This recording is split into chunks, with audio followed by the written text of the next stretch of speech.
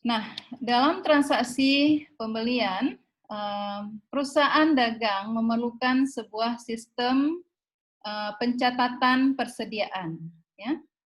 Nah, sistem pencatatan persediaan itu bisa dalam bentuk perpetual, bisa juga dalam bentuk periodik. Ya. Nah, apa yang dimaksud dengan sistem perpetual atau perpetual? Segala transaksi pembelian dan penjualan barang kita catat di dalam akun persediaan, ya.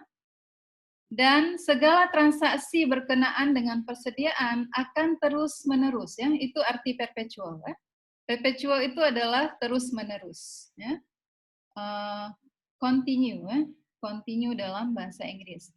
Terus menerus kita update di dalam akun persediaan, ya. Jadi dalam sistem perpetual kita mempunyai akun persediaan. Ya. Nah, dalam periodik kebalikannya tidak ada akun persediaan di dalam sistem periodik. Ya. Tapi kita mempunyai akun pembelian. Ya. Sehingga transaksi penjualan, pembelian, kita tidak tahu update dari persediaan yang kita miliki. Berapa sisa persediaan yang kita miliki di dalam sistem periodik, ya? Karena dia tidak punya akun persediaan, ya. Nah, apa yang dilakukan dalam sistem periodik untuk mengetahui berapa saldo persediaan kita pada akhir periode akuntansi adalah dengan melakukan penghitungan secara fisik terhadap persediaan. Ya. Jadi pada akhir periode akuntansi, sebuah divisi di dalam perusahaan akan melakukan pencatatan, penghitungan dan pencatatan dari baik itu gudang maupun dari tempat penyimpanan persediaan. Ya. Nah, umumnya perusahaan-perusahaan dagang yang besar, medium, dan ke atas akan menggunakan sistem perpetual, ya, karena dia perlu selalu mengupdate dan mengetahui berapa saldo dari persediaan. Ya. Dan kebanyakan perusahaan dagang yang kecil, ya mungkin seperti toko-toko yang kalian belanja di pinggir jalan atau di kampung kita, ya, mereka biasanya menggunakan sistem periodik. Ya.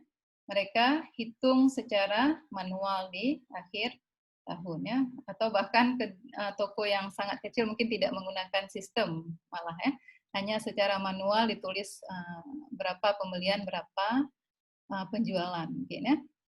Nah, namun ya, walaupun ada sistem perpetual dan periodik, walaupun dalam perpetual mungkin kita tidak perlu melakukan penghitungan secara fisik terhadap saldo persediaan, namun umumnya perusahaan juga sesekali akan melakukan penghitungan secara fisik, ya.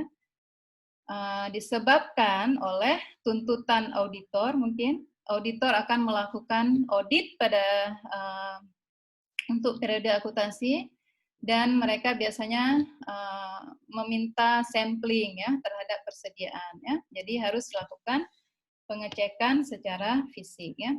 Nah, sebab lain kenapa walaupun kita menggunakan perpetual namun perusahaan tetap melakukan penghitungan persediaan secara fisik adalah untuk kontrol, tujuan kontrol. Kenapa perlu dilakukan? Kita kan sudah punya catatan nih, kenapa perlu masih melakukan penghitungan secara fisik? Kira-kira kenapa? Untuk tujuan kontrol. Ada yang mau coba komentar? Mungkin ada yang barang yang rusak atau hilang, Bu. Ya. Nah, kehilangan persediaan itu sangatlah umum terjadi. Ya. Bisa jadi karena stafnya, ya, yang melakukan pencurian atau pelanggan yang melakukan pencurian, ya. Jadi walaupun menggunakan sistem perpetual, kita tidak boleh sepenuhnya bergantung dengan catatan yang ada di dalam sistem, ya. Tapi perusahaan perlu melakukan juga penghitungan secara fisik untuk membandingkan apakah jumlah yang tercatat sama dengan jumlah yang ada di lapangan, ya. Sehingga kalau tidak sama perlu dilakukan penyesuaian, ya. Ada kehilangan, ada kerusakan dan lain sebagainya. Oke?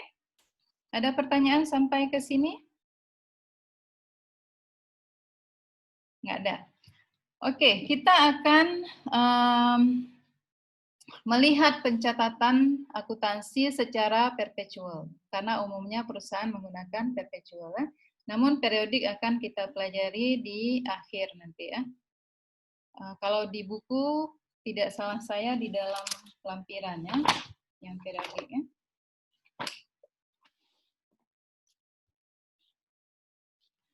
Oke, kita mulai dengan transaksi pembelian untuk perusahaan dagang menggunakan sistem persediaan perpetual. Ya. Nah, ketika pembelian secara tunai, maka kita akan mencatat, ini kembali ke jurnal umum ya, lupakan sejenak jurnal khusus dan buku besar pembantu ya, kembali ke jurnal umum. Jadi ketika dilakukan pembelian secara tunai, maka debit persediaan, kredit kas. Ya. Nah, kalau pembelian secara kredit, maka debit persediaan, kredit, utang, usaha. Oke, itu mudah kan? Biasa ya transaksinya ya untuk pembelian. Nah, ini faktur yang atau invoice yang biasa digunakan oleh perusahaan dagang ya.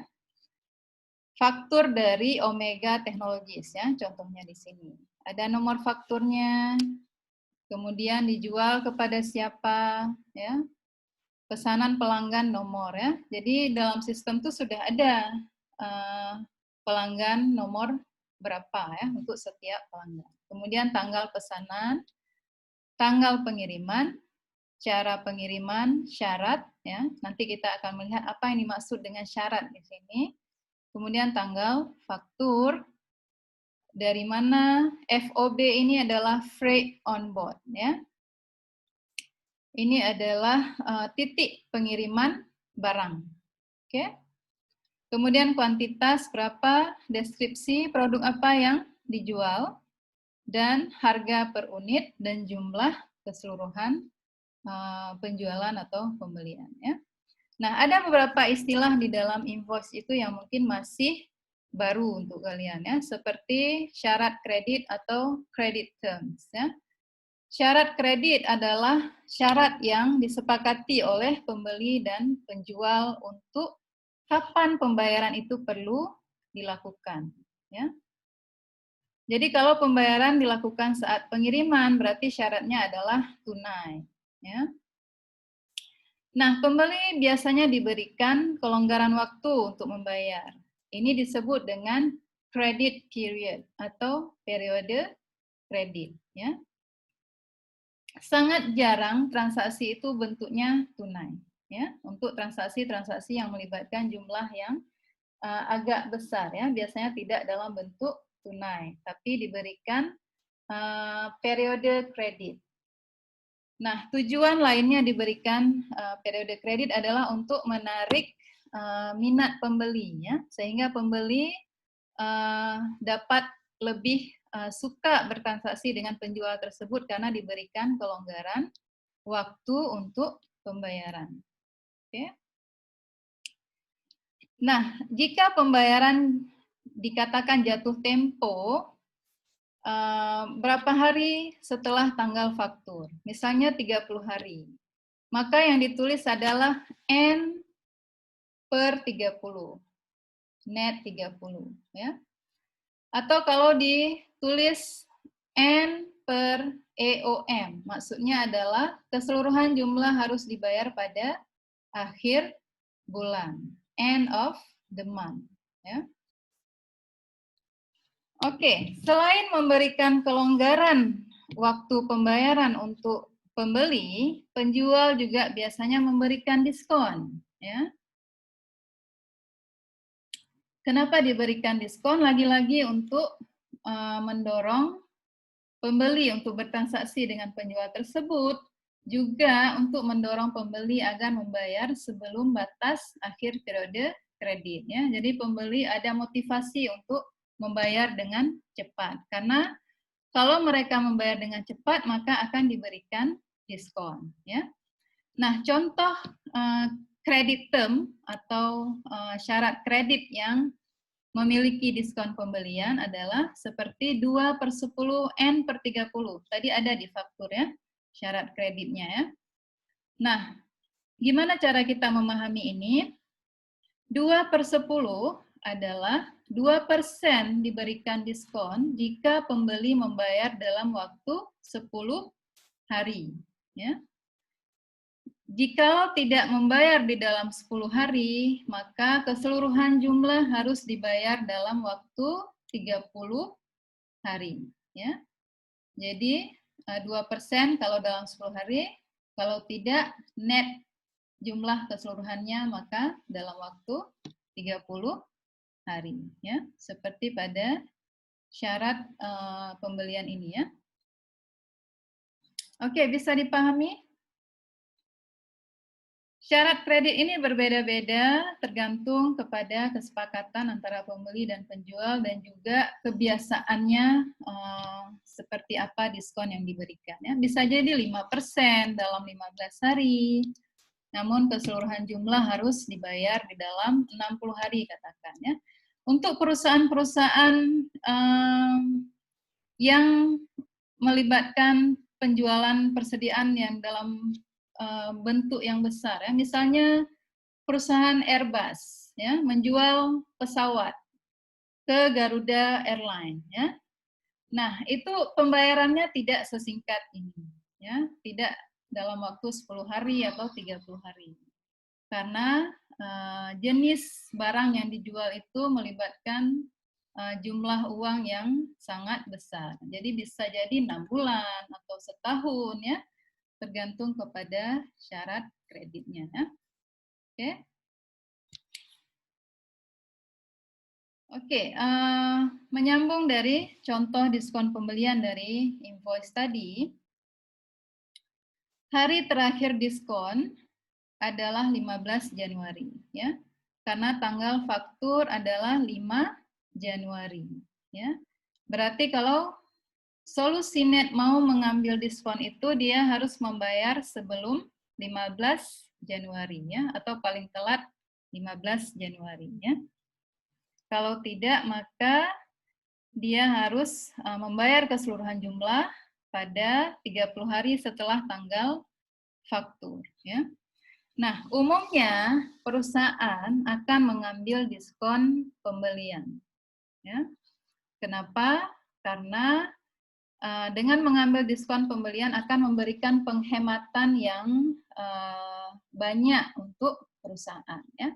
Walaupun perusahaan misalnya harus meminjam jumlah tersebut ya untuk membayar dalam durasi diskon, masih lebih baik meminjam ya dan membayar dalam durasi diskon ya.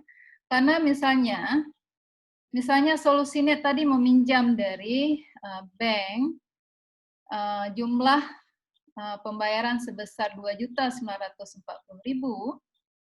katakanlah suku bunga 6%, dihitung per tahun 360 hari, katakanlah pinjamannya itu untuk 20 hari, maka bunga terhadap pinjaman itu adalah 9.800 ya.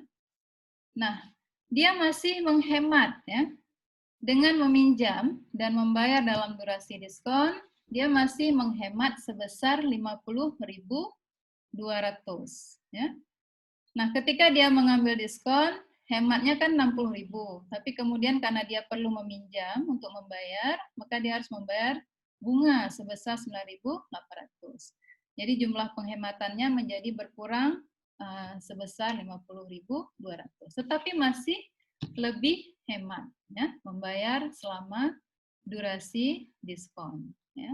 Daripada dia harus membayar 3 juta jumlah keseluruhan di akhir periode kredit ya. Oke. Oke, kita lihat tanggal faktur 5 Januari, kemudian periode diskon 10 hari 5 sampai 15 Januari. Ya. Periode kredit adalah 30 hari, ya, dari 5 Januari sampai 4 Februari. Ya. Nah, jumlah yang dibayar setelah periode diskon adalah 3 juta. Oke, ada pertanyaan bisa dipahami tentang diskon, syarat kredit, ya? Ada pertanyaan?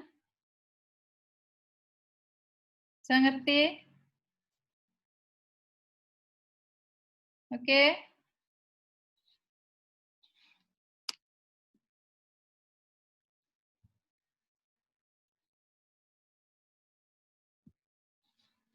Ahdan yang mana Ahdan? Ya, Ahdan? Bu. Ya, Ya, gimana Bu. Ahdan? Bisa paham Ahdan? Bisa, Bu. Oh, oke. Apa syarat kredit Ahdan? Syarat kredit Hmm. harus membayar pada perjanjian yang sudah ditentukan. Ya, jadi syarat kredit menspesifikasi kapan tempo pembayaran ya atau periode kredit ya. Dan kalau ada diskon maka juga akan dispesifikasi diskon pembeliannya berapa persen selama periode tertentu ya. Dan kita berasumsi bahwa semua perusahaan akan mengambil diskon ya. Karena tadi kita membandingkan bahwa akan lebih sangat hemat mengambil diskon walaupun perusahaan harus melakukan pinjaman kepada pihak lain ya untuk melakukan pembayaran tersebut. Oke, kita lanjut. Oke, karena kita berasumsi bahwa perusahaan akan mengambil diskon, jadi ketika dilakukan pembelian, kita akan melakukan pencatatan dalam jumlah net discount. Oke. Walaupun mungkin kalian ada yang pakai buku lama, mereka mencatat dalam jumlah gross ya, ataupun jumlah sebelum diskon, tapi tuntutannya sekarang dari standar akuntansi adalah menggunakan net method. Net method adalah kita langsung mengurangi diskon. Oke? Jadi katakanlah dalam contoh yang tadi itu, pembelian persediaan sebesar 3 juta kan jumlah keseluruhannya, tapi kita tidak mencatat 3 juta, namun langsung kita kurangi dengan jumlah diskon. Jadi debit persediaan, di sini masih bahasa Inggris, persediaan atau merchandise inventory 2.940.000. Dari mana dapat ini? 3 juta kita kurangi dengan diskon sebesar 2% kali 3 juta. Dapatlah 2.940.000 ya. Jadi diskonnya adalah 60.000 yaitu 2% dikali dengan 3 juta ya. Atau penghitungannya kalau kalian ngerti bisa langsung 3 juta dikali dengan 98%. Karena 2% kita hitung sebagai diskon. Oke. Jadi debit persediaan jumlah net diskon 2.940.000, kemudian kredit utang usaha 2.940. 2.940.000 ya. Kemudian katakanlah perusahaan ini membayar dalam durasi diskon yaitu tanggal 15, maka kita debit utang usaha sebesar jumlah tadi dan kredit kas sebesar 2.940.000. Oke? Bisa dipahami sampai ke tahap ini? Insya Allah ya. Oke, selanjutnya.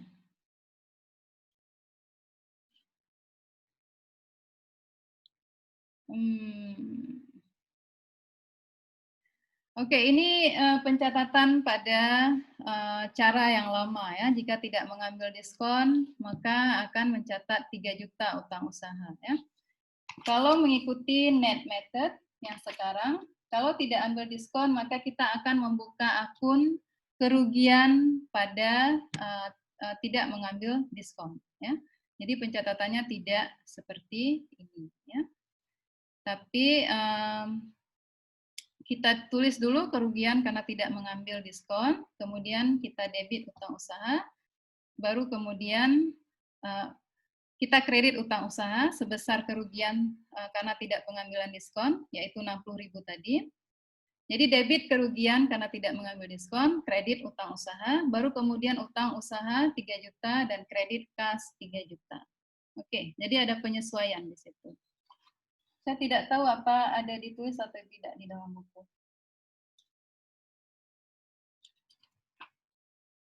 Oke, tapi di dalam contoh kita mengasumsikan bahwa semua diskon akan diambil oleh perusahaan. Oke.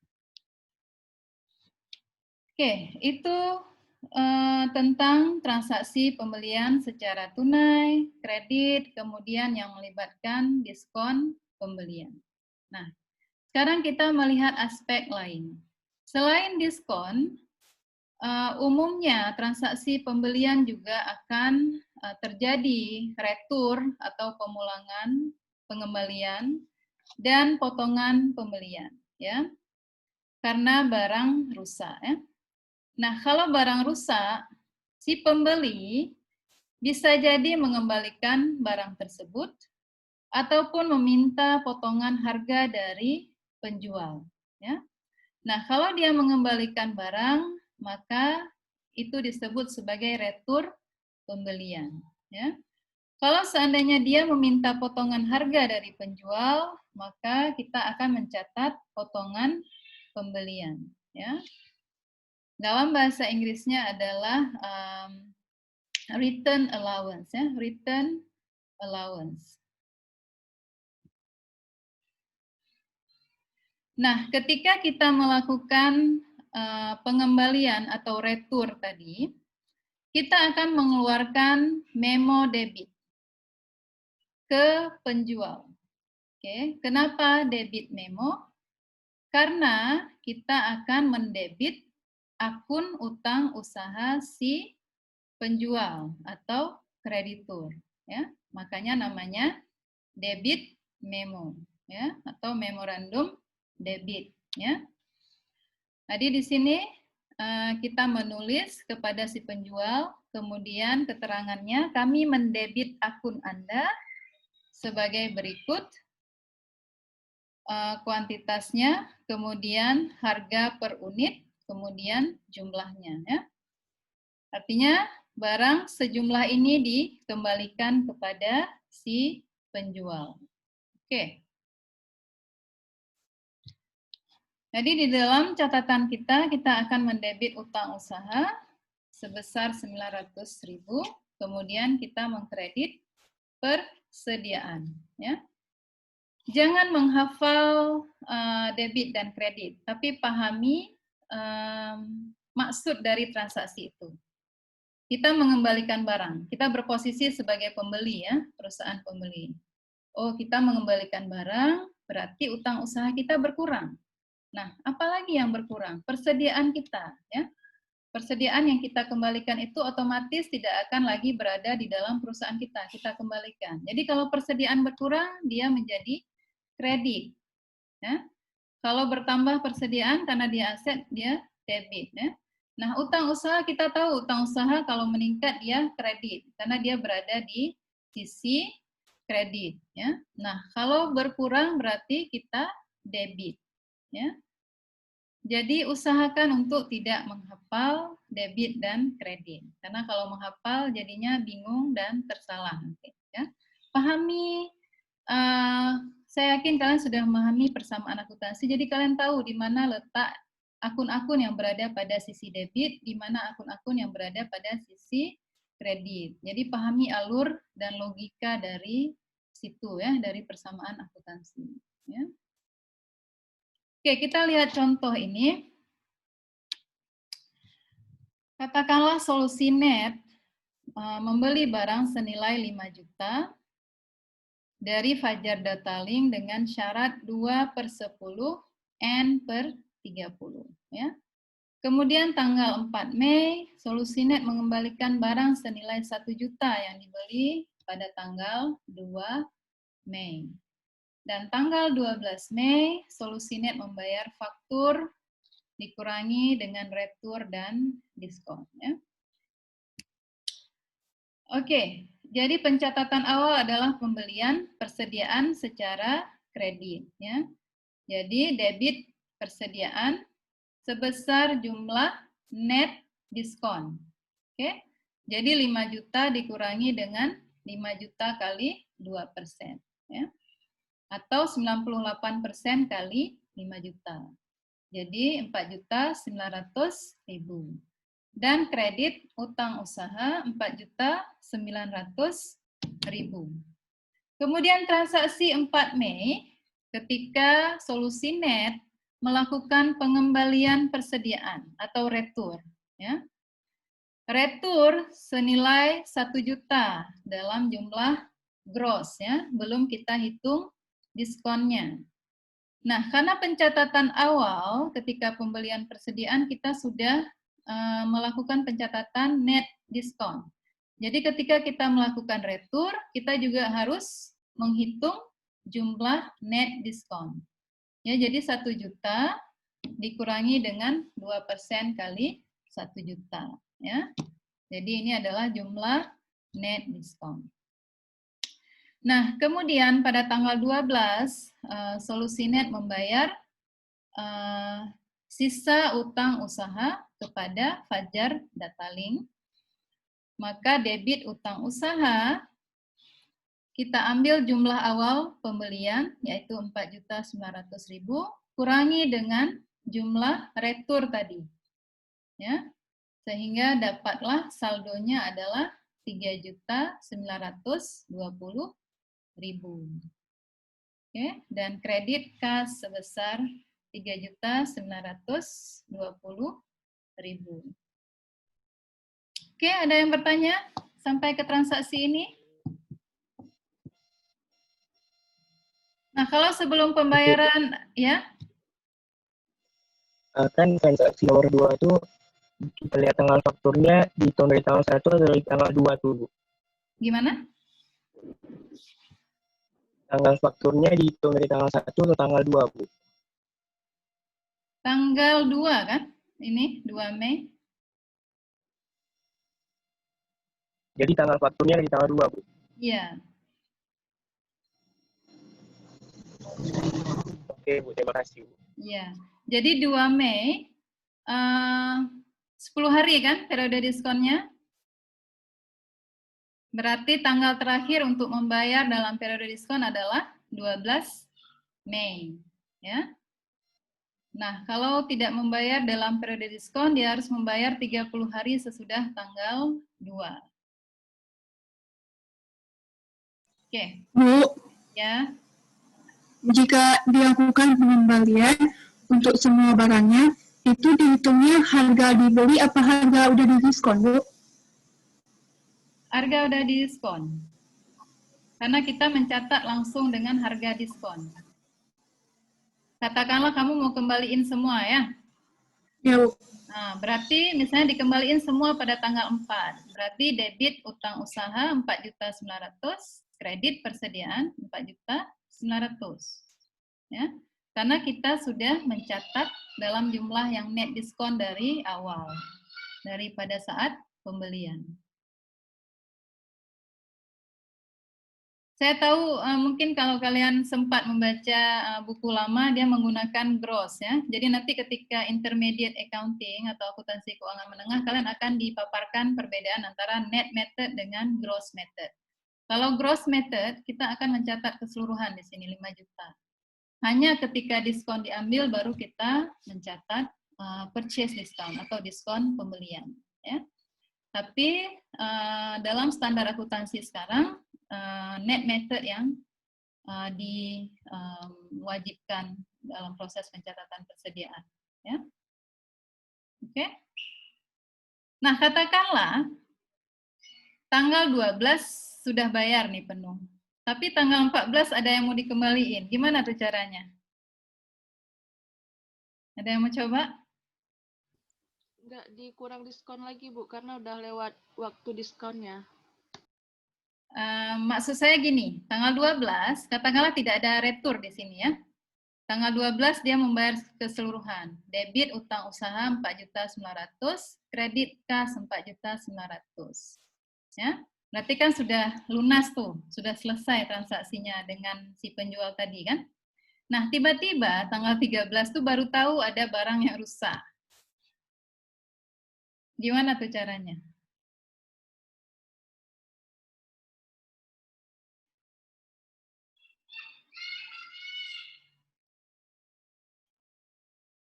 Ada yang mau coba?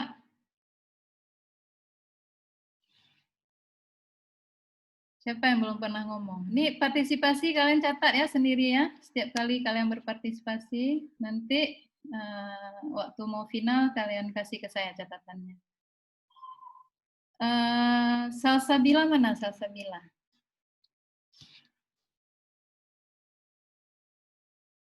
Kira-kira gimana kita mencatat kalau seandainya sudah melakukan pembayaran secara keseluruhan, tiba-tiba baru mau retur?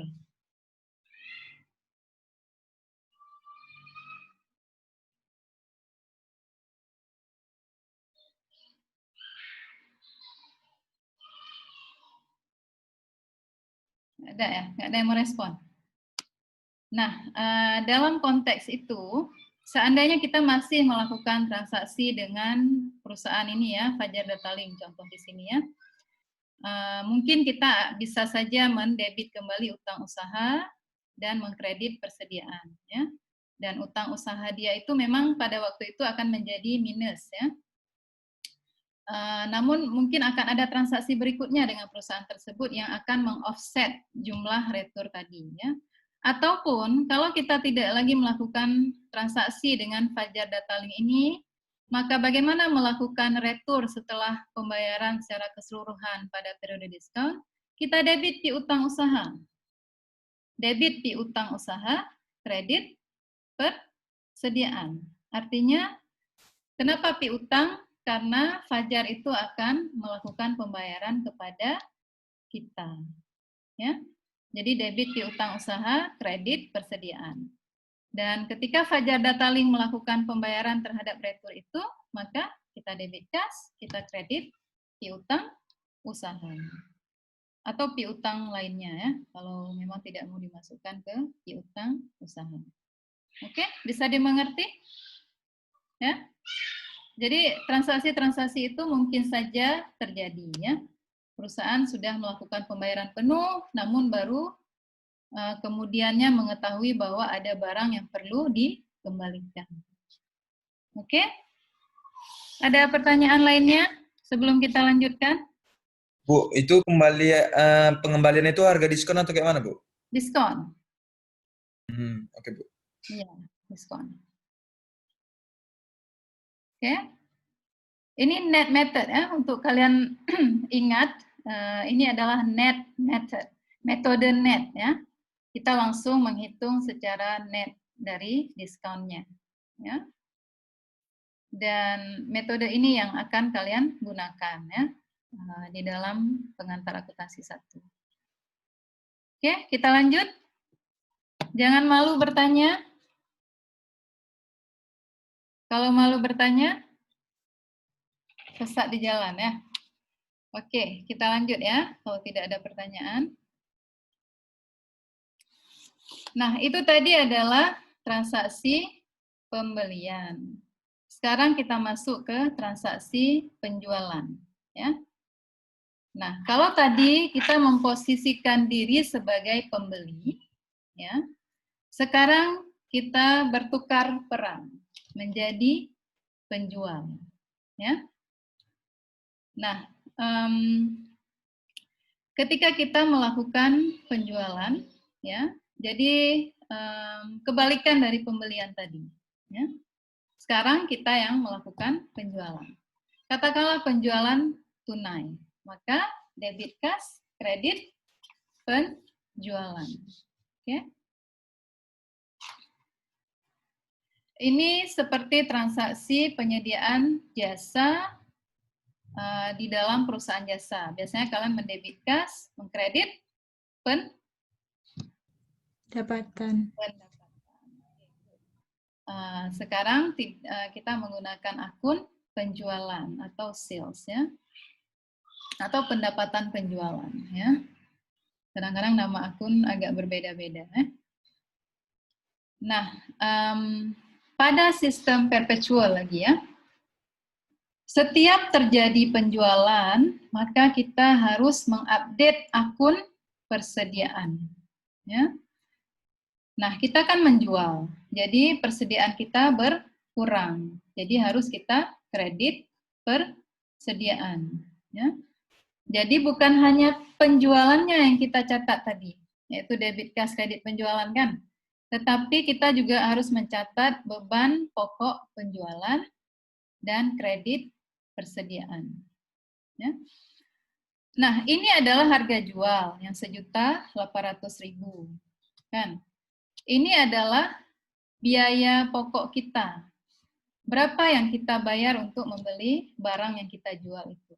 Ya, misalnya kalian jual jilbab seharga 100.000, tetapi harga pembelian kalian terhadap jilbab itu sebelum dijual adalah 80.000. Maka 80.000 itu adalah beban pokok penjualan. Ya, bisa dimengerti?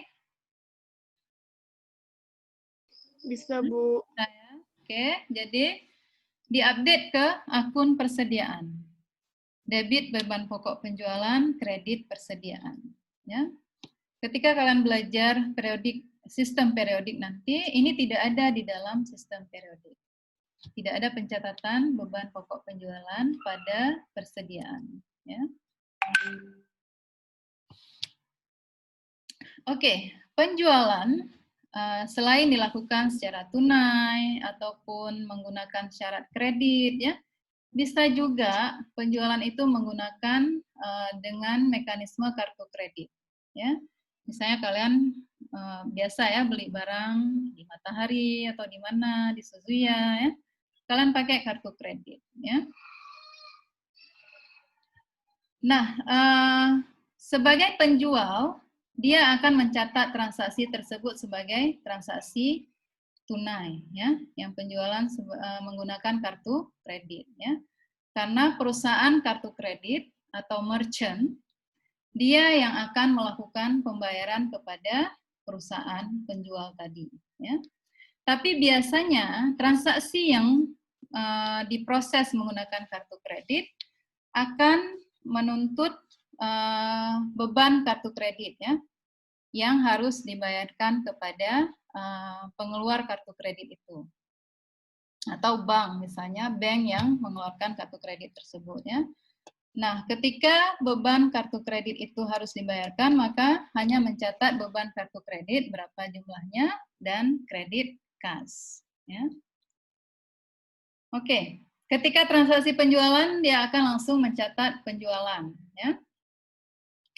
Namun pada akhir bulan biasanya perusahaan ataupun entitas pengeluar kartu kredit itu, penyedia jasa kartu kredit, dia akan membebankan biaya kepada perusahaan atas transaksi kartu kredit yang mereka proses. Ya. Jadi beban kartu kredit yang harus dibayarkan oleh perusahaan penjual, kita catat sebagai beban kartu kredit dan mengurangi kas.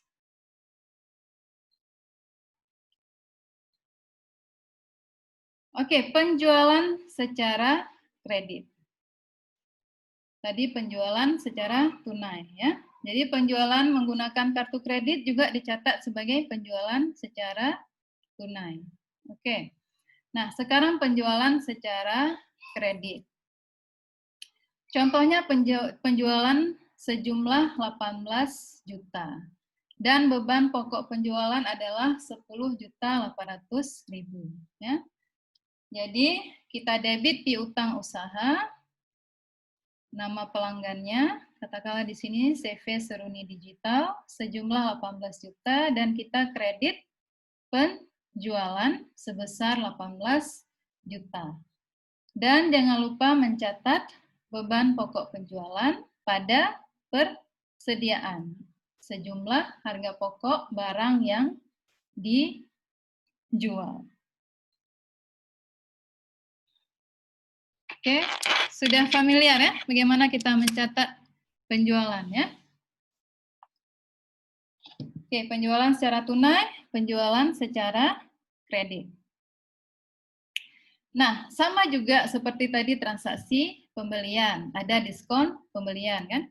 Nah, kita posisinya sekarang kan penjual. Ya sama, ada diskon penjualan jadinya ya, karena dari perspektif kita yang menjual ya. Dari perspektif si pembeli, bagi dia itu adalah diskon pembelian ya. Bagi kita sebagai penjual ini adalah diskon penjualan ya. Nah, alasannya sama kenapa kita memberikan diskon penjualan sebagai penjual, karena kita ingin menarik minat pembeli untuk melakukan transaksi dengan kita. Jadi kita berikan diskon, ya, ataupun untuk menjaga hubungan baik dengan pelanggan kita. Ya, ada pelanggan yang sudah lama bertransaksi dengan kita, jadi kita memberikan diskon penjualan yang mungkin agak lebih besar dibandingkan dengan diskon yang diberikan kepada pelanggan lainnya. Ya. Selain itu, kenapa kita berikan diskon penjualan? Karena kita ingin mendorong pelanggan untuk membayar lebih cepat. Ya. Pembayaran yang lebih cepat akan lebih menguntungkan perusahaan. Ya. Walaupun kita harus rugi sedikit ya karena diskon yang kita berikan, tapi kita bisa memperoleh kas dengan lebih cepat dan itu akan sangat baik untuk kinerja perusahaan ya. Daripada tidak ada diskon tapi bayarnya sangat lama ya, sehingga nilai uang itu juga semakin menurun ya. Jadi kita berikan diskon kepada pembeli. Nah, sama juga dalam transaksi pembelian tadi. Nah, dalam transaksi penjualan, ketika kita memberikan diskon penjualan, syarat kreditnya sama, hanya dibalik aja perspektifnya ya. Kalau kalian mengerti, kita balik perspektifnya sekarang sebagai penjual. Nah, kita juga akan mencatat dalam jumlah net diskon. Ya. Katakanlah dalam contoh ini syarat kreditnya adalah 2/10 net per 30. Jadi kalau ketika dilakukan penjualan, kita akan mencatat debit piutang usaha, kredit penjualan sejumlah 17.640.000. Ketika pelanggan melakukan pembayaran dalam tempo diskon, maka kita akan mendebit kas, mengkredit piutang usaha sejumlah yang sudah dikurangi diskon, ya, yaitu 18 juta dikurangi dengan 2% kali 18 juta. Ya. Ada pertanyaan? Sama saja dengan pembelian, tapi sekarang kita yang menjual. Jadi bukan lagi melibatkan akun utang usaha, tapi piutang usaha dan penjualan. Ya. Oke, serupa dengan transaksi pembelian, sekarang kita sebagai penjual, nah ada retur dan potongan penjualan. Ya, kebalikan dari retur dan potongan pembelian. Jadi kita yang menerima retur sekarang dari si pembeli. Ya, jadi ini dinamakan dengan retur dan potongan penjualan. Ya. Nah, kenapa kita memberikan fasilitas untuk pengembalian? Karena mungkin ada barang-barang yang rusak tadi ya, jadi pembeli akan mengembalikan kepada kita jumlah barang yang rusak atau tidak sesuai dengan kesepakatan yang dijanjikan ya. Misalnya seharusnya barangnya kualitas A, namun yang sampai ke mereka kualitas B, maka akan dilakukan pengembalian. Ya. Nah, tadi kan kalau pengembalian retur dan potongan pembelian kita panggil dengan memo debit. karena kita debitkan akun utang usaha kan. Nah, sekarang kita panggil dengan memo kredit. Karena apa? Karena kita kreditkan akun Utang usaha. Utang usaha. si utang usaha si pembeli atau si pelanggan. Oke? Jadi balikkan itu ya. Tadi memo debit, sekarang memo kredit. Ya, kenapa memo kredit? Karena kita mengkreditkan akun piutang usaha pelanggan kita. Ini salah ya, bukan memorandum debit ya. Harusnya memorandum kredit. Oke?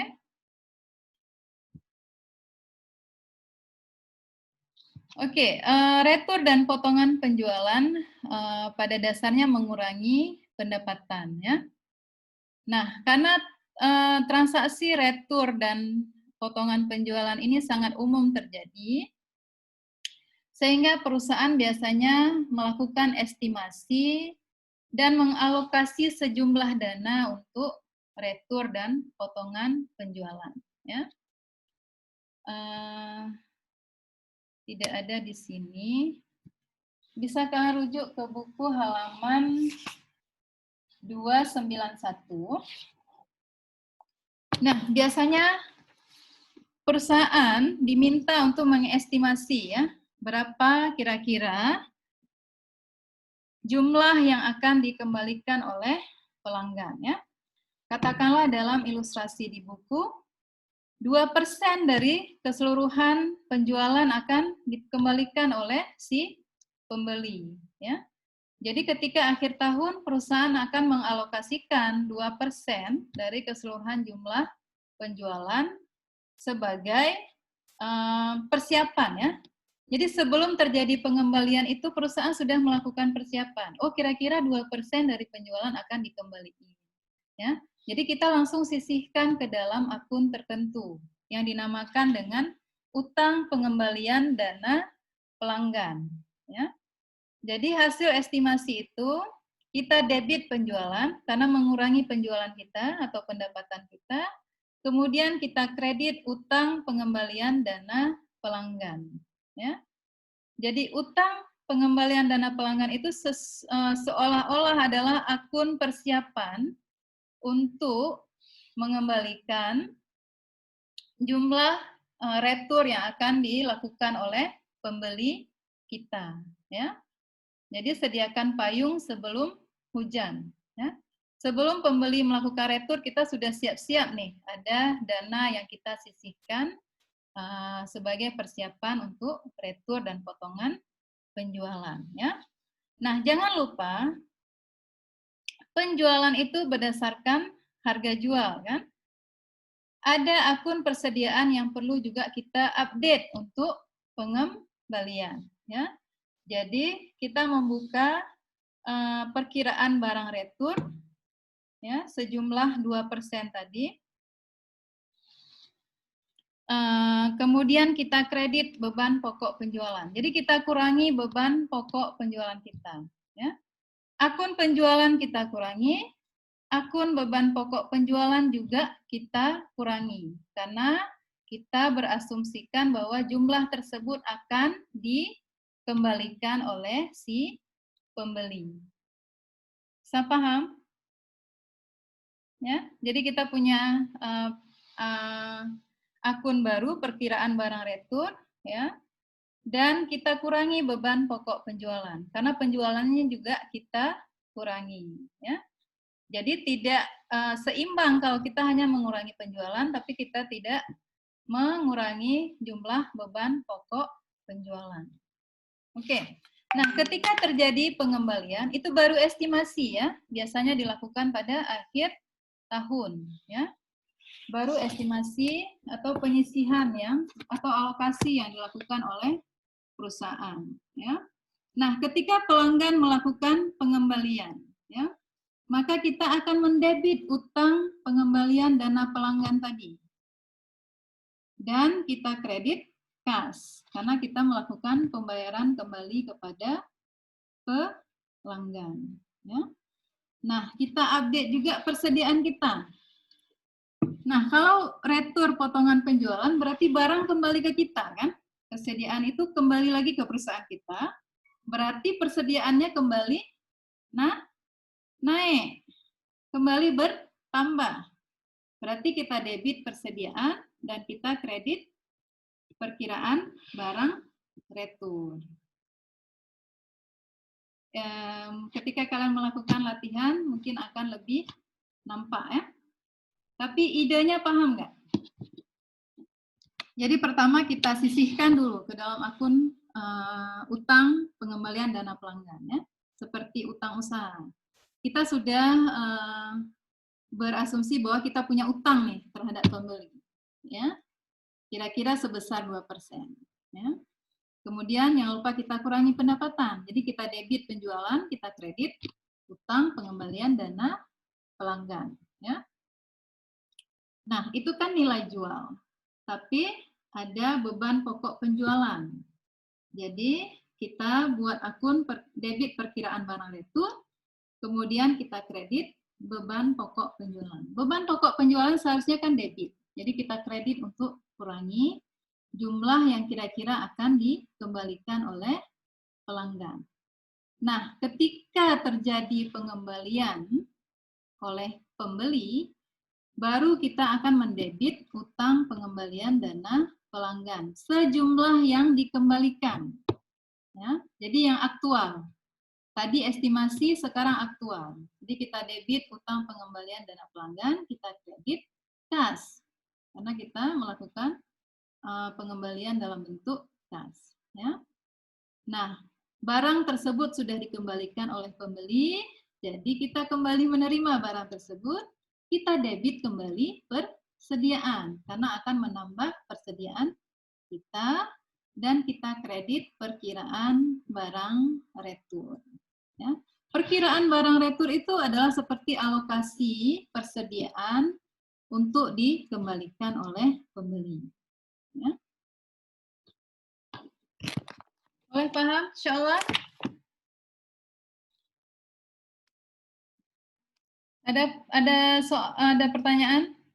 Ada soalan. Saya lama di Malaysia ya, jadi harap maklum kalau kadang-kadang ada istilah Malaysia. Ada soalan? Ada pertanyaan?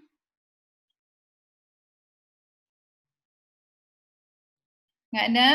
Kita lanjut ya. Kita lanjut ke ongkos kirim.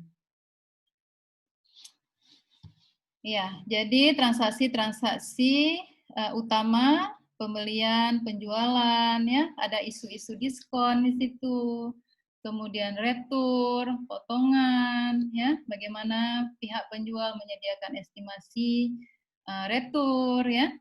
Nah, ada isu lain yaitu mengenai ongkos kirim, ya. Siapa yang membayar ongkos kirim? Apakah pembeli atau penjual? Ya. Nah, ongkos kirim itu dibebankan kepada penjual atau pembeli bergantung kepada poin mana terjadi transfer kepemilikan. Ya.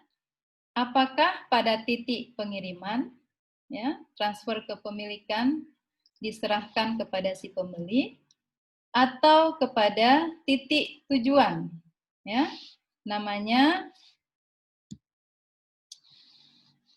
FOB, ya, freight on board, ya, istilah untuk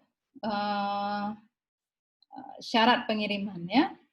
Nah, freight on board itu ada dua, shipping point dengan destination. Shipping point adalah titik pengiriman, ya. Jadi barang itu bertukar hak milik kepada si pembeli dari si penjual ketika barang tersebut sudah diserahkan kepada penyedia jasa transportasi oleh si penjual. Nah, logikanya kalau hak milik tersebut sudah ditransfer pada saat barang itu diserahkan kepada perusahaan transportasi, maka si penjual tidak lagi bertanggung jawab terhadap barang tersebut dari saat barang tersebut sudah diserahkan kepada jasa transportasi atau perusahaan pengangkutan. Yang artinya, kalau syarat pengirimannya adalah FOB shipping point, maka pembelilah yang harus menanggung ongkos kirim tersebut. Oke, karena hak miliknya sudah ditransfer pada saat titik pengiriman. Ya, jadi penjual tidak lagi bertanggung jawab tentang biaya pengiriman setelah diserahkan kepada perusahaan pengangkutan. Ya.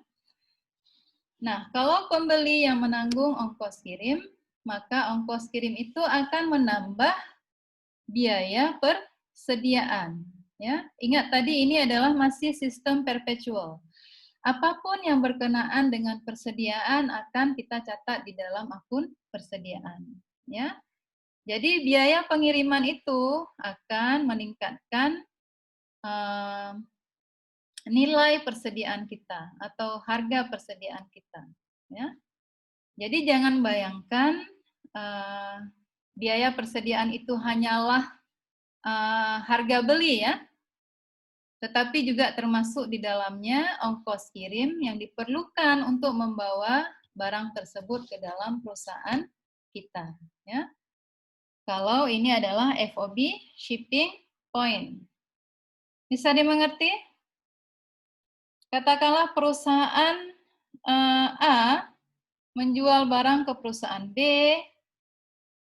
dan persetujuannya adalah FOB shipping point. Ketika perusahaan A menyerahkan barang ke JNE katakanlah atau JNT atau FedEx, DHL dan lain sebagainya, nah pembeli sudah mendapatkan hak kepemilikan barang tersebut pada saat barang itu sudah berada pada perusahaan pengangkutan. Ya, jadi pembeli harus membayar ongkos kirim dari perusahaan pengangkutan untuk sampai kepada perusahaan si pembeli. Oke? Paham? Paham ya? Paham, Bu. Iya, oke.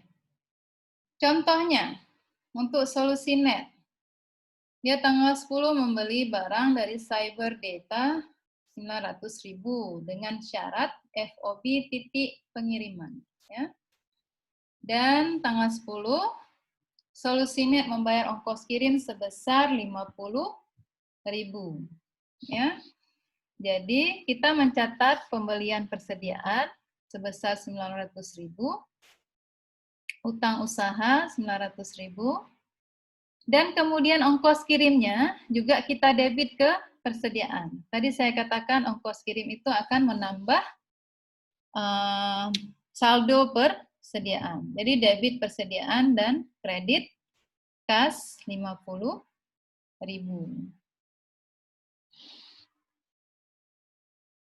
Oke.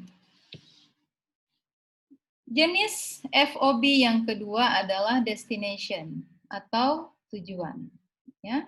Sesuai namanya itu, FOB tujuan, hak milik terhadap barang hanya terjadi transfer hak milik terhadap kepemilikan barang hanya pada saat barang tersebut sampai ke tujuan, yaitu ke si pembeli.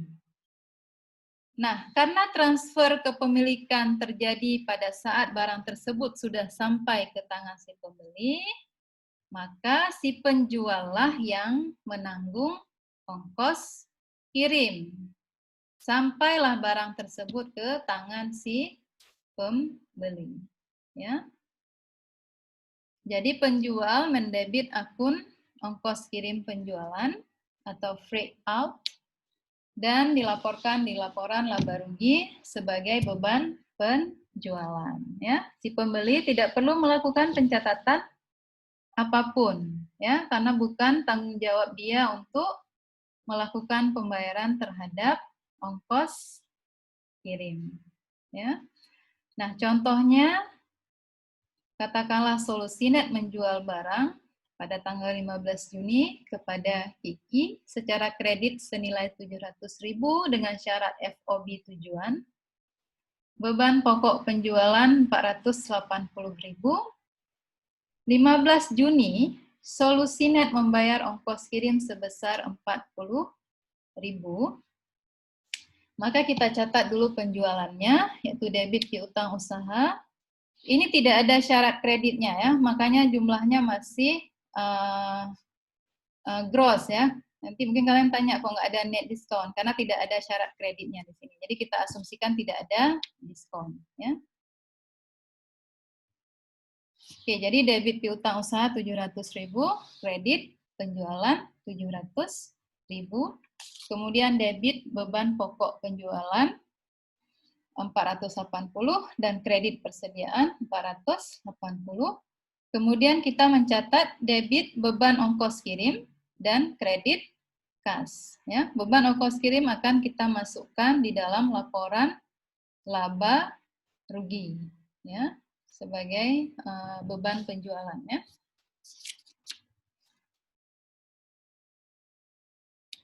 Oke, ada situasi di mana penjual bisa membayarkan ongkos kirim terlebih dahulu, walaupun syarat pengirimannya adalah FOB titik pengiriman. Ya. Nah, bagaimana kita melakukan pencatatan kalau seandainya penjual yang membayarkan terlebih dahulu?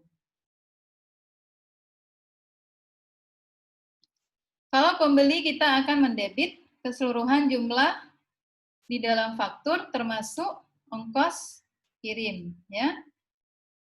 Oke, contohnya, Solusinet menjual barang pada tanggal 20 Juni secara kredit senilai 800.000 dengan syarat FOB titik pengiriman. Nah, kalau titik pengiriman seharusnya siapa yang membayar ongkos kirim dalam contoh ini? Solusinet atau Permadi? Kalau titik pengiriman? Ayo. Solusinet. Solusinet, Bu. Titik Solusinet. pengiriman. Titik pengiriman. Permadi. Permadi. Karena titik pengiriman, ya. Jadi penjual sudah menyerahkan hak milik tersebut pada saat pengiriman, ya. Jadi dia tidak bertanggung jawab lagi terhadap barang tersebut dalam proses untuk sampai ke tangan si pembeli. Jadi seharusnya pembelilah yang menanggung ongkos kirim, ya. Namun untuk memudahkan transaksi, kadang-kadang si penjual tolong bayarin dulu. Jadi Solusinet dia bantu membayar terlebih dahulu ongkos kirim itu sebesar 45.000, tapi dia akan menambahkannya di dalam faktur. Ya. Beban pokok penjualan adalah sebesar 360.000. Nah, jadi Solusinet akan mencatat piutang usaha 800.000, penjualan 800.000, kemudian beban pokok penjualan pada persediaan senilai beban pokok penjualan yaitu 360.000. Nah, selain itu untuk ongkos kirim yang dibantu bayarkan terlebih dahulu, kita debit kembali piutang usaha dan kita kredit kas. Oke. Oke, dari perspektif Permadi, kalau ongkos kirim tadi dibayarkan terlebih dahulu oleh si penjual Solusinet, gimana dia mencatat, Permadi? Dicatat sebagai utang usaha. Iya, utang usaha ya. Jadi itu akan menambah utang usaha untuk kreditur Solusinet. Ya. Tapi dia akan mendebit persediaan ya dari buku Permadi ya. Karena ongkos kirim itu adalah bagian dari nilai persediaan. Karena dia yang harus menanggung ongkos kirim. Jadi dari Permadi dia akan mendebit persediaan, kredit, utang, usaha. Ya. Debit persediaan 800.000, kredit utang usaha 800.000, kemudian untuk ongkos kirim, debit persediaan kembali 45.000 dan kredit utang usaha 45.000. Oke? Bisa mengerti dari dua-dua perspektif, penjual dan pembeli? Oke, ini dari sisi tampilan. untuk syarat FOB titik pengiriman, ini penjual, maka ketika diserahkan barang ke perusahaan pengangkutan, hak miliknya sudah ditransfer. Jadi dari perusahaan pengangkutan sampai ke tangan pembeli, pembelilah yang membayar ongkos kirim. Ya. Nah, kalau FOB titik tujuan, penjuallah yang harus menanggung. Karena hak milik baru ditransfer ketika barang tersebut sampai ke tangan si pembeli. Jadi pembeli tidak bertanggung jawab terhadap proses pengiriman. Ya. Jadi kayak gitu cara pahamnya. Oke, kita ringkasan pencatatan transaksi dalam akun persediaan. Pada sisi debit, setiap kali terjadi pembelian barang, maka kita debit persediaan. Kemudian kalau ada ongkos kirim untuk barang yang dibeli, yang syaratnya FOB titik pengiriman juga akan kita debit persediaan. Artinya meningkatkan nilai persediaan. Kemudian barang yang dikembalikan dari pelanggan, ya, barang tersebut kembali lagi ke kita juga akan menambah persediaan. Ya. Kalau ada diskon pembelian, maka akan mengurangi persediaan. Retur dan potongan pembelian juga akan mengurangi persediaan. Beban pokok penjualan juga akan mengurangi persediaan. Ya.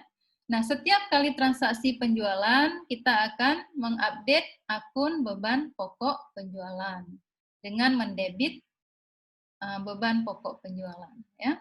Nah, kalau ada barang yang dikembalikan dari pelanggan ataupun untuk nilai estimasi pengembalian yang kita lakukan di akhir tahun tadi, maka kita akan mengkredit beban pokok penjualan. Ya. Untuk sistem net method, ya, seharusnya diskon pembelian tidak lagi muncul karena sudah terserap. Ya, ketika kita melakukan pembelian, kita sudah mencatat dalam bentuk net diskon. Ya, jadi diskon itu tidak kita catat kemudiannya. Sudah langsung ketika kita debit pembelian barang tadi.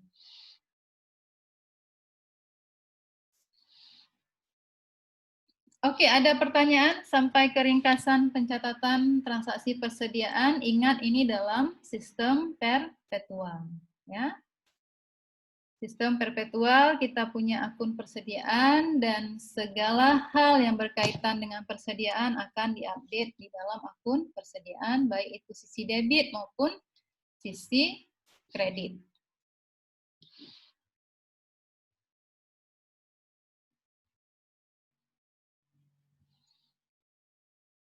Oke, coba kita lihat dari dua-dua perspektif sekarang ya.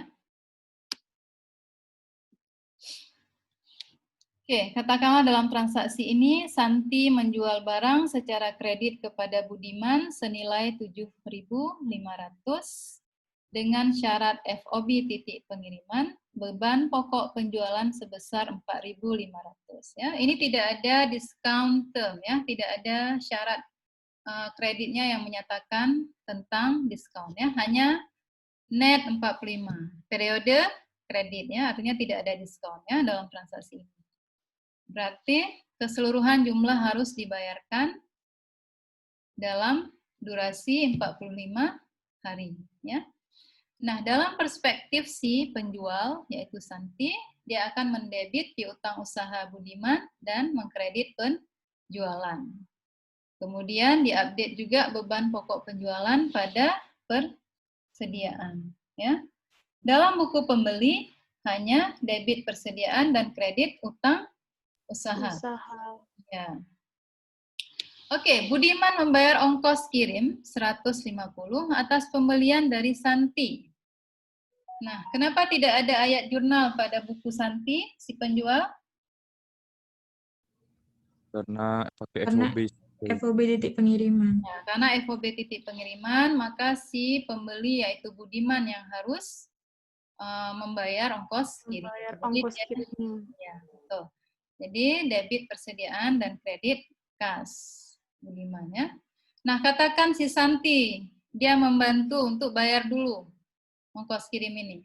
Bagaimana kita mencatat dalam buku Santi? Siapa yang mencoba? Ini seandainya Utang usaha. Pada Oke. kas. piutang usaha Piutang Budiman. Pada persediaan. pada pers Pada persediaan. Pada kas. Ya, pada kas, karena dia melakukan pembayaran. Di buku Budiman, kayak mana dia tulis waktu dia belum membayar nih, karena dibayarin oleh Santi. Persediaan pada utang usaha. Ya, pada utang usaha. Ya. Oke, kemudian transaksi berikutnya pada tanggal 5 Juli, Santi menjual barang secara kredit kepada Budiman senilai 5.000. Nah, syaratnya FOB titik tujuan, net 30 hari harus dilunasi ya. Beban pokok penjualan sebesar 3.500 ya. Jadi biasa pencatatannya seperti tadi lagi, debit piutang usaha pada penjualan, kemudian beban pokok penjualan pada persediaan. Si pembeli akan mencatat persediaan pada utang usaha. Tapi kali ini ongkos kirim siapa yang menanggung? Santi. penjual. Ya, Sentosa. nanti si penjual karena titik tujuan ya. Titik tujuan. Oke, jadi dilanjutkan pada tanggal 7 baru dilakukan pembayaran ongkos kirim. Jadi Santi akan mencatat debit ongkos kirim penjualan, kredit kas ya. Si pembeli tidak perlu melakukan pencatatan. Nah, katakanlah sekarang si pembeli yang tolong bayarin terlebih dahulu. Gimana pencatatannya pada kedua buku? Ada yang mau coba? Ongkos kirimnya kan harus ditanggung oleh Santi, tapi sekarang Budiman yang tolong bayarkan terlebih dahulu. Ada yang mau coba?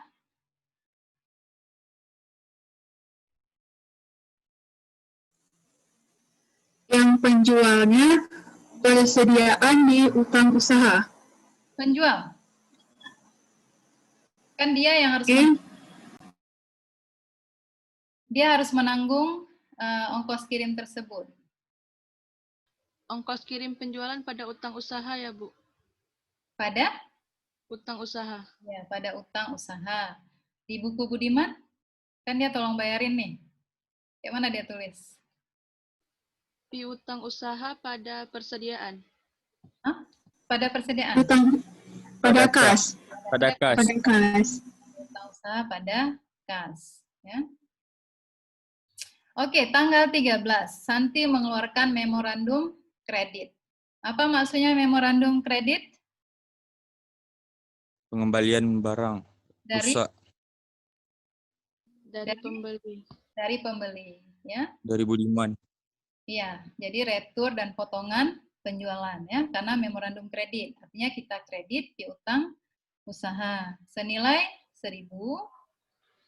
Barang tersebut telah dibeli oleh Budiman secara kredit pada tanggal 5 Juli, beban pokok penjualan adalah 700. Jadi kita debit, retur, dan potongan penjualan pada buku si penjual dan kredit piutang usaha. Kemudian untuk harga pokok penjualannya, kita debit kembali persediaan 700 dan kita kredit beban pokok penjualan. Ya. Untuk buku si pembeli, debit utang usaha pada persediaan. Itu akan mengurangi utang usaha dan juga mengurangi persediaan si Budiman. Ya. Tanggal 15, Santi menerima pembayaran dari Budiman atas pembelian pada tanggal 5 Juli. Maka kita harus kurangi jumlah pembelian awal dikurangi dengan retur dan potongan penjualan. Jadi 5.000 kurangi 1.000. Jadi debit untuk buku penjual kas pada piutang usaha senilai 4.000. Ya, untuk buku si pembeli utang usaha pada kas senilai 4.000. Oke, tanggal 18 Juli Santi menjual barang secara kredit kepada Budiman senilai 12.000 dengan syarat FOB titik pengiriman 2/10 net end of the month. Santi membayar. Nah, ini ilustrasinya belum mengambil net method ya. Dia masih mencatat jumlah gross ya, yaitu 12.000. Saya mau kalian coba ini dengan cara net ya. Berapa jumlahnya setelah dikurangi diskon? 98% kali 12.000. 11.760. Oke, 11.760. 60. Ya. Ya. Oke, jadi kalau kita mengambil cara terbaru, kita akan mencatat piutang usaha 11.000 berapa tadi, dan kredit penjualan sebesar 11.000. Nah, Santi membayar ongkos kirim lebih dahulu ya, padahal syaratnya adalah titik pengiriman. Seharusnya si Budiman yang membayarkan ya. Tapi dibayarkan terlebih dahulu, jadi debit kembali piutang usaha dan kredit kas ya. Dan jumlah beban pokok penjualan, kita debit beban pokok penjualan pada persediaan ya. Nah, untuk si Budiman, dia akan mendebit sejumlah net dari 12.000, yaitu 11.000 berapa tadi? Dan kredit utang usaha sebesar 11.000-an tadi. Dan juga debit kembali persediaan sejumlah ongkos kirim yaitu 500 dan kredit utang usaha Santi sejumlah 500 ya. Di dalam contoh ini dia langsung totalkan ke dalam satu jumlah ya, menjadi 12.500. Oke. Nah, yang kemudiannya jangan ikuti yang di sini, dia hanya mengambil diskon pada, jadi dia akan mencatat diskon di sini kurangi persediaan, yaitu diskon pembelian di sini. Nah, kalau dalam buku, saya rasa kalian punya buku terbaru ya rata-rata, maka kita akan mencatat langsung dalam jumlah net, ya. Tidak lagi kita mencatat diskon pembelian. Oke, dan tidak ada juga diskon penjualan di sini karena kita langsung tadi sudah kita hitung diskonnya ya. Oke. Mungkin saya stop di situ dulu. Ya, dan kita akan lanjutkan sedikit lagi tentang akuntansi perusahaan dagang pada minggu depan.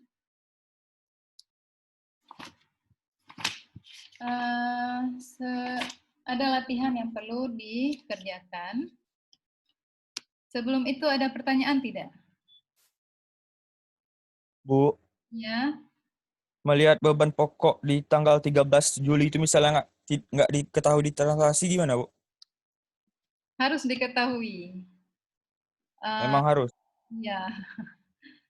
Jadi Kan kita kan ngelihatnya kan di faktur nanti tuh. Ada emang di faktur tuh beban pokoknya. oh tidak ditulis dalam faktur beban pokok. Itu adalah rahasia si penjual. Berapa harga pokok yang untuk setiap barang yang dia jual.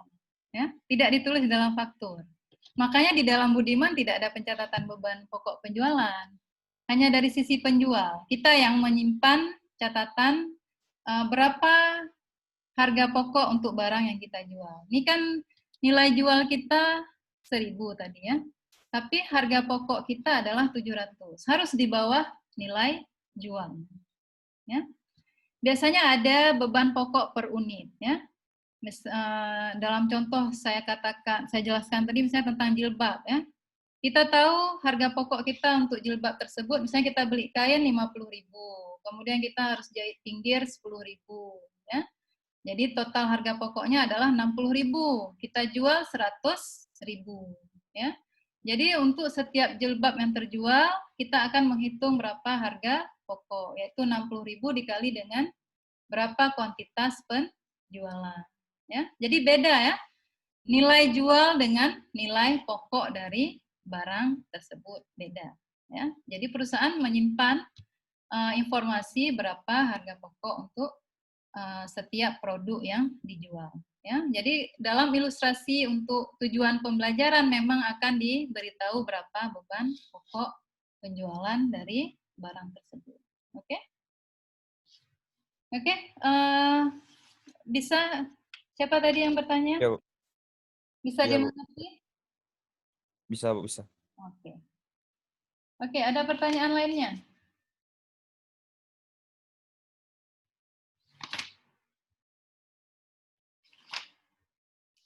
Tidak ada pertanyaan?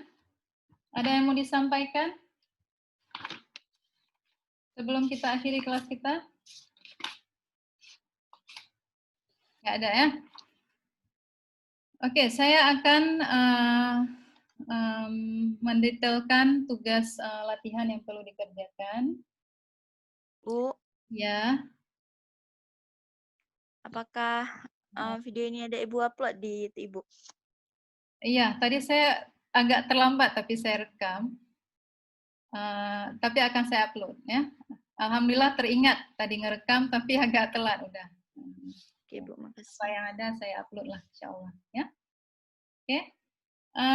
Jangan segan bertanya ya.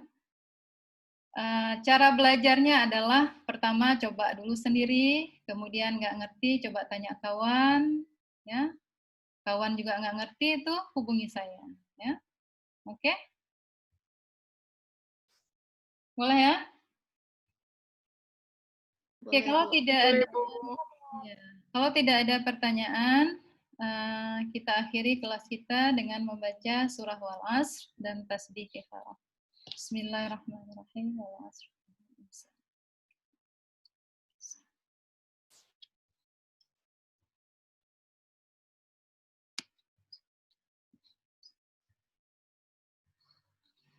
Oke, saya minta maaf kalau ada kekurangan atau kesilapan.